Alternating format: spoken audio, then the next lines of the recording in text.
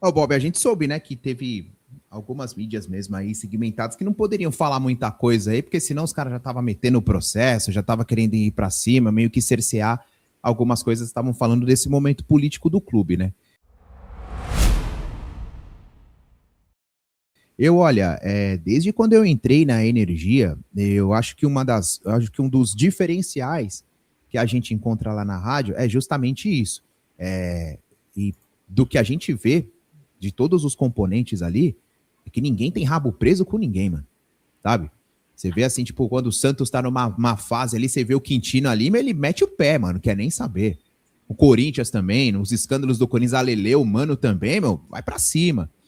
Com São Paulo, né? O Sombra, o Marcão também. Então, acho que uma das coisas muito bacanas lá é justamente isso, que ninguém tem rabo preso com ninguém ali dentro, né? Isso que é muito legal. Então, não tivemos problemas com relação a isso, mas sempre há muito cuidado também, né? Na hora de falar de alguém, na hora de pontuar algumas coisas, justamente por isso, né? A rádio tem muito desse cuidado também, na hora que for fazer esse ataque, o ataque no alvo certo, com justificativas que são condizentes com a situação que passa ali. Então, eu falo muito do ambiente da rádio e o ambiente ajuda também nisso, sabe?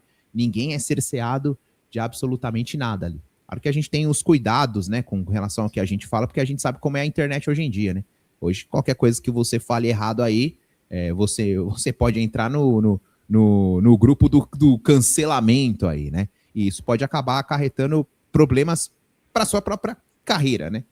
Então, mas todos ali são muito profissionais, são muito inteligentes com relação às coisas que eles opinam lá. E o momento político do São Paulo, eu acho uma coisa assim, né? É a maior, de fato, é a maior crise política que nós vivemos dentro de um clube. E o que nos deixa assim, sabe, Bob, amigos, é que a gente fica estarrecido por ser o São Paulo. E aí eu nem tô falando de ser algo assim, de soberba, tá? Mas é algo que o São Paulo sempre cuidou muito bem. Sempre se tornou uma referência, sempre foi uma referência para outros clubes. Se a gente via alguma coisa de bagunça no São Paulo, aquilo prontamente já era resolvido. E olha, é um momento assim que impressiona demais. Se você for pegar o mês de janeiro, tudo que aconteceu no mês de janeiro é o escândalo lá do camarote, negócio dos carros lá alugado, pô, gente ganhando dinheiro de forma ilícita. Tudo que aconteceu no São Paulo no mês de janeiro, pô, é caso para você. São casos que acontecem num clube em um ano. Também uns escândalos que aconteceram, sobretudo no mês de janeiro e tal, né? Do que foi descoberto de dezembro a janeiro. Então, assim, sabe, o que eu vi muita gente falando é que, não vai mudar nada. Vai entrar o Macis, não vai mudar absolutamente nada. Olha, eu não sei vocês, mas eu consigo identificar algumas mudanças. É que precisam ser feitas muitas mudanças ainda, né? É que tem muita coisa para mudar. E tomara, viu? E tomara mesmo. Que essa boa fase que o time tá atravessando aí, né? Esses 5 jogos aí sem perder e tal, não vire uma cortina de fumaça. Porque tem muita coisa para ser investigada. Tem muita coisa que está sendo investigada, inclusive, né? Mas a gente, aos pouquinhos, já começa a perceber um movimento diferente, né? A questão do salário dos jogadores aí, né?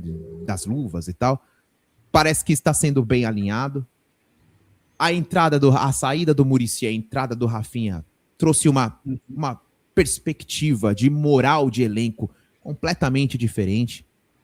A gente sempre viu um São Paulo dentro de campo muito assim, jogando com muita vontade, sempre perdendo, mas nunca faltar entrega, né? A gente sempre viu isso. Mas carecia muito de qualidade. Hoje essa entrega se mantém, parece que está além.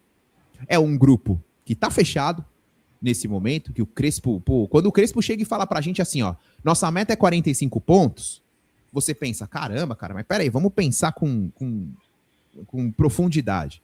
Olha o elenco que a gente tem. Não é pô, você pode colocar aí, pelo menos, entre os 6, entre os 6 melhores elencos aí, né? Pô, você vai falar de 45 pontos e tal, mas eu não julgo quem pensa dessa forma. 45 pontos e segue nessa meta, cara, porque, cara, a gente nunca sabe o que pode acontecer. A gente nunca sabe, pode ser que novos escândalos, inclusive, apareçam também. Mas não dá para negar que pessoas estão saindo, as que estão chegando com uma competência. O próprio Espíndola na comunicação do São Paulo, para você ver, às vezes pequenas diferenças, pequenas mudanças já mostram essa diferença. Pô, que nem para mim, que trabalha com narração, montagem, né, ali no papel da escalação do time, que antes era por ordem numérica, era horrível aquilo ali. Eu não sei o que vocês achavam, mas era horrível, horrível. Não, total, a gente fazia pré-jogo por uma época. Putz, meu, e, cara, era complicado para escalar o time, não dá. Prejudica muito o trabalho. Então, aí o Espíndola que tá lá, que chegou muito bem. Mudou o layout, né? Agora é por posições. Então, pra gente, isso facilita demais. Mudanças estão acontecendo.